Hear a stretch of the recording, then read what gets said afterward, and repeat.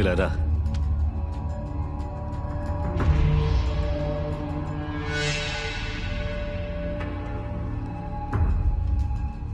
నీ పేరేంటి? అపర్ణ సార్. ఏం చేస్తున్నావు? ఐటీ కంపెనీలో వర్క్ చేస్తున్నాను. నీ బండి ఎలా మిస్ అయింది? నైట్ కొట్టివాకం మార్కెట్లో బండి ఆపి పర్చేస్కి వెళ్ళాను సార్.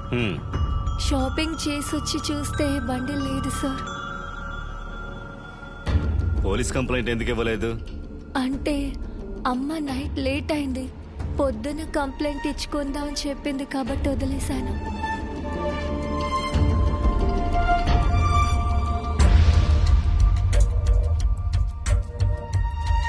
వీడెవరో తెలుసా? తెలీదు సార్.